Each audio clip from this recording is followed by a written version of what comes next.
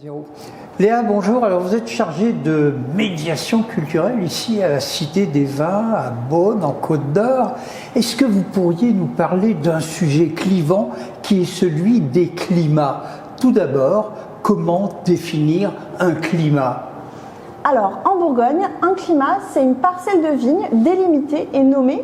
Et on considère ici que chaque parcelle de vigne, chaque climat, a des caractéristiques propres. Donc par exemple, on peut citer le type de sol, l'accès à l'eau, au soleil, l'implantation, si on est plutôt dans les plaines ou dans les coteaux, et bien sûr, la main de l'homme avec un grand H qui depuis des siècles travaille, développe, entretient ses vignes pour produire un vin d'exception.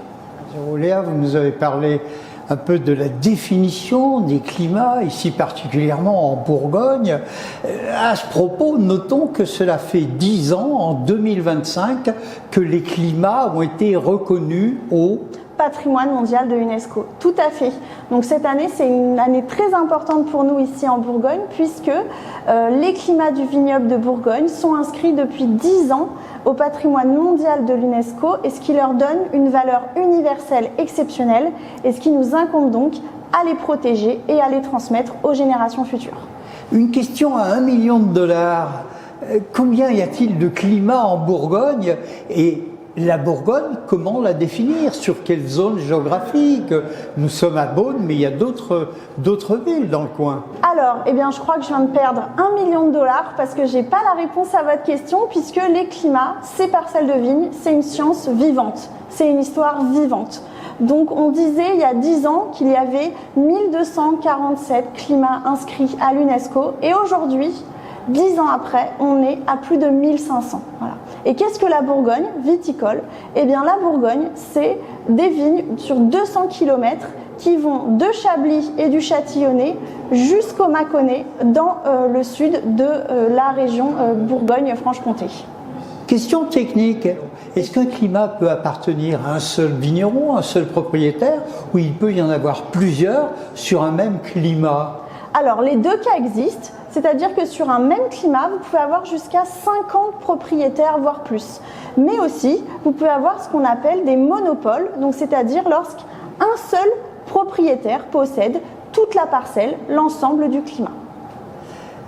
Aujourd'hui, vous nous parlez d'un chiffre relativement important, 1500 climats, qui s'étendent donc sur l'ensemble. Mais quand vous dites, Léa, 1500, c'est uniquement sur la zone de Beaune ou ça va un peu au-delà? Alors, c'est uniquement ces 1500 climats sur la zone inscrite au patrimoine mondial de l'UNESCO. Donc, ça n'inclut pas tous les climats qu'on peut retrouver en dehors de cette zone inscrite, donc qui est limitée à la côte de Beaune et la côte de Nuits. Voilà. Il y a une question qui nous interpelle tous. Un climat où on peut trouver parfois le même nom sous des références, j'allais dire, d'appellations différentes, que ça soit des grands crus, que ça soit des villages. Comment définir ça? Et puis confirmez-moi qu'un même nom peut appartenir à l'une des trois catégories. Alors, en fait, en Bourgogne, les climats, ils apparaissent sur la bouteille quand on est à peu près au premier cru. Voilà. Il peut y avoir des contre-exemples, mais on a 4 niveaux d'appellation: appellation régionale, appellation village, premier cru et grand cru. Et c'est globalement à partir du premier cru, même s'il y a quelques contre-exemples, qu'on voit apparaître sur le nom, sur la bouteille, le nom du climat, associé bien sûr au nom du propriétaire qui exploite soit la totalité du climat, soit seulement une petite partie. Cela veut donc dire que l'on peut avoir une bouteille avec le même nom, avec 3 prix différents, selon que c'est un village ou un cru. Alors techniquement, oui. Et après, la notion de prix est, on va dire, est liée aussi au choix des différents propriétaires. Combien y a-t-il de grands crus? Alors, il y en a. Ça, c'est pas une question à $1 million. Hein. Non, ça, je peux vous donner la réponse. Il y en a 33. Et à Gevrey-Chambertin, qu'on appelle la ville des grands crus, il y en a 9. Voilà. Léa, j'allais vous demander le mot de la fin qu'on aurait pu écrire FAIM ici à Beaune. Vous auriez envie à cet instant de manger quoi comme plat bourguignon s'entend, avec quel vin, sans forcément me donner le nom du propriétaire, mais au moins le cru? Alors, ça va être difficile de vous répondre parce que je voudrais pas privilégier un vin ou un autre. C'est vrai qu'en Bourgogne, la gastronomie est très très variée, il y en a pour tous les goûts. Et pour ne fâcher personne, je dirais que le bon vin, c'est celui qu'on aime. Donc choisissez en fonction de votre goût et associez-le avec tous les plats que vous pouvez trouver en Bourgogne, que ce soit des œufs en meurette, des bœufs bourguignons, du poulet Gaston Gérard, etc. Et bon appétit. C'est une réponse un peu jésuite, mais on la prend comme telle compte tenu de votre job ici, qui n'est pas là pour favoriser l'un ou l'autre des propriétaires. Allez, prenons quelque chose qui est tendance, l'œuf meurette, un blanc ou un rouge? Tout dépend parce que si vous prenez... Vous allez me faire une réponse de jésuite encore, hein? Alors, c'est qu'en fait, moi, au fond, je vous fais une petite parenthèse, je ne suis pas experte des vins, donc je ne vais pas vous dire quel vin il faut associer parce que l'œuf meurette, vous pouvez l'avoir œuf meurette à l'époisse, œuf meurette avec d'autres variétés, mais je dirais que les deux vins peuvent marcher. Voilà, je ne vais pas vous contenter, mais peut-être un rouge, un blanc, voilà, en fonction de ce que vous voulez. Léa, merci. Le mot de la fin qu'on va écrire FIN ici, donc 10 ans de cette appellation, entre guillemets, de l'UNESCO. Votre mot de la fin FIN? Eh ben, je reprendrai les mots de Bernard Pivot qui avait dit que en Bourgogne, quand on parle des climats, c'est le seul endroit sur Terre où on lève pas les yeux, mais on regarde le sol. Voilà, puisque l'important, c'est vraiment la terre, le terroir et le savoir-faire des hommes et des femmes en Bourgogne. Donc, le climat des vins de Bourgogne donne la météo de l'âme, si j'ai bien compris. Tout à fait, c'est une très belle définition, je dirais. Je vous l'offre. Merci Léa. Merci à vous.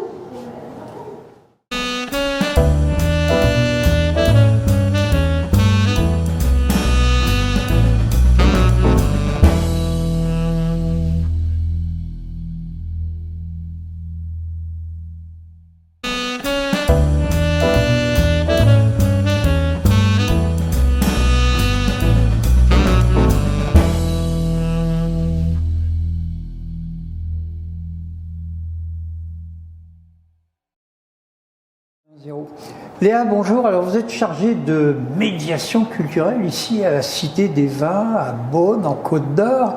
Est-ce que vous pourriez nous parler d'un sujet clivant qui est celui des climats? Tout d'abord, comment définir un climat? Alors, en Bourgogne, un climat, c'est une parcelle de vigne délimitée et nommée. Et on considère ici que chaque parcelle de vigne, chaque climat, a des caractéristiques propres. Donc par exemple, on peut citer le type de sol, l'accès à l'eau, au soleil, l'implantation, si on est plutôt dans les plaines ou dans les coteaux, et bien sûr, la main de l'homme avec un grand H qui depuis des siècles travaille, développe, entretient ses vignes pour produire un vin d'exception. Léa, vous nous avez parlé un peu de la définition des climats, ici particulièrement en Bourgogne. À ce propos, notons que cela fait 10 ans, en 2025, que les climats ont été reconnus au patrimoine mondial de l'UNESCO. Tout à fait. Donc cette année, c'est une année très importante pour nous ici en Bourgogne, puisque les climats du vignoble de Bourgogne sont inscrits depuis 10 ans au patrimoine mondial de l'UNESCO, et ce qui leur donne une valeur universelle exceptionnelle, et ce qui nous incombe donc à les protéger et à les transmettre aux générations futures. Une question à $1 million. Combien y a-t-il de climats en Bourgogne? Et la Bourgogne, comment la définir? Sur quelle zone géographique? Nous sommes à Beaune, mais il y a d'autres villes dans le coin. Alors, eh bien, je crois que je viens de perdre $1 million parce que j'ai pas la réponse à votre question, puisque les climats, ces parcelles de vignes, c'est une science vivante, c'est une histoire vivante. Donc, on disait il y a 10 ans qu'il y avait 1247 climats inscrits à l'UNESCO, et aujourd'hui, 10 ans après, on est à plus de 1500. Voilà. Et qu'est-ce que la Bourgogne viticole? Eh bien, la Bourgogne, c'est des vignes sur 200 km qui vont de Chablis et du Châtillonnais jusqu'au Mâconnais dans le sud de la région Bourgogne-Franche-Comté. Question technique. Est-ce qu'un climat peut appartenir à un seul vigneron, un seul propriétaire, ou il peut y en avoir plusieurs sur un même climat? Alors, les deux cas existent. C'est-à-dire que sur un même climat, vous pouvez avoir jusqu'à 50 propriétaires, voire plus. Mais aussi, vous pouvez avoir ce qu'on appelle des monopoles, donc c'est-à-dire lorsqu'un seul propriétaire possède toute la parcelle, l'ensemble du climat. Aujourd'hui, vous nous parlez d'un chiffre relativement important, 1500 climats, qui s'étendent donc sur l'ensemble. Mais quand vous dites, Léa, 1500, c'est uniquement sur la zone de Beaune ou ça va un peu au-delà? Alors, c'est uniquement ces 1500 climats sur la zone inscrite au patrimoine mondial de l'UNESCO. Donc, ça n'inclut pas tous les climats qu'on peut retrouver en dehors de cette zone inscrite, donc qui est limitée à la côte de Beaune et la côte de Nuit. Voilà. Il y a une question qui nous interpelle tous, un climat où on peut trouver parfois le même nom sous des références, j'allais dire, d'appellations différentes, que ce soit des grands crus, que ce soit des villages. Comment définir ça? Et puis confirmez-moi qu'un même nom peut appartenir à l'une des trois catégories. Alors, en fait, en Bourgogne, les climats, ils apparaissent sur la bouteille quand on est à peu près au premier cru. Voilà. Il peut y avoir des contre-exemples, mais on a 4 niveaux d'appellation. Appellation régionale, appellation village, premier cru et grand cru. Et c'est globalement à partir du premier cru, même s'il y a quelques contre-exemples, qu'on voit apparaître sur le nom, sur la bouteille, le nom du climat associé bien sûr au nom du propriétaire qui exploite soit la totalité du climat, soit seulement une petite partie. Cela veut donc dire que l'on peut avoir une bouteille avec le même nom avec 3 prix différents, selon que c'est un village ou un cru. Alors techniquement oui, et après la notion de prix est, on va dire, est liée aussi au choix des différents propriétaires. Combien y a-t-il de grands crus? Alors, il y en a. Ça, c'est pas une question à $1 million. Hein. Non, ça, je peux vous donner la réponse. Il y en a 33. Et à Gevrey-Chambertin, qu'on appelle la ville des grands crus, il y en a 9. Voilà.